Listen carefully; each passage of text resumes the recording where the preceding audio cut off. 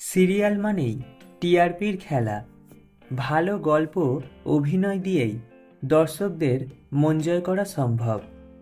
তবে গল্পে অবশ্যই দম থাকা চাই। এত শত সিরিয়ালের মাঝে অধিকাংশ দর্শক চায় ভিন্ন ধরনের কোনো গল্প, আর সেই চাহিদা যারা মেটাতে পারে তারাই হু হু করে চড়ে টিআরপির শীর্ষে। এই মুহূর্তে টিআরপি লিস্টে বেশ কয়েকটি সিরিয়ালের মধ্যে চলছে হাড্ডাহাড্ডি লড়াই। তবে বিগত কয়েক সপ্তাহ ধরে প্রথম স্থান দখলে রেখেছে জি বাংলার পরিণীতা। নতুন পুরনো সমস্ত মেগাকে 10 গোল দিয়ে টানা এতদিন ধরে সব থেকে বেশি টিআরপি তুলে বাংলার সেরা হয়ে আসছে এই মেগা।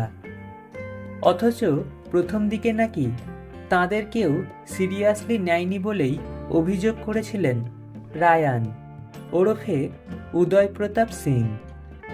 কিন্তু দর্শকদের মন বদলে দিতে সফল হয়েছেন তাঁরা। নেপথ্যে রহস্যটা কি?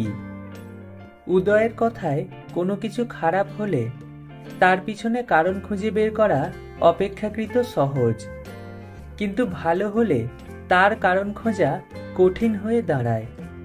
তবে অভিনেতা বলেন, দর্শক সাধারণত কাজের শেষে হালকা চালে একটু আধুনিক গল্প দেখতে পছন্দ করে, আর তাদের গল্পে গ্রাম, কলেজ আর বসু পরিবার এই তিনটি বিষয়ই দর্শকদের মন কেড়ে নিয়েছে। উদয় টিম ওয়ার্কে বিশ্বাসী।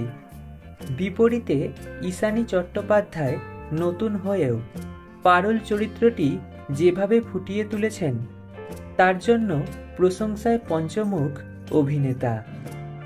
যদিও উদয় বলেন, আজ ভালো হবে, কাল হয়তো খারাপ হবে।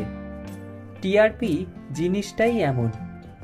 প্রসঙ্গত পরিণীতার মাধ্যমেই দীর্ঘ 7 বছর পর নায়কের ভূমিকায় ফিরেছেন উদয়। এতদিন তাকে পার্শ্ব চরিত্রে দেখা গেলেও অভিনেতার এই নতুন অবতার বেশ পছন্দ করছেন দর্শকরা। এবার আগামী টিআরপিতে পরিণীতা কেমন ফল করে সেটাই দেখার অপেক্ষা।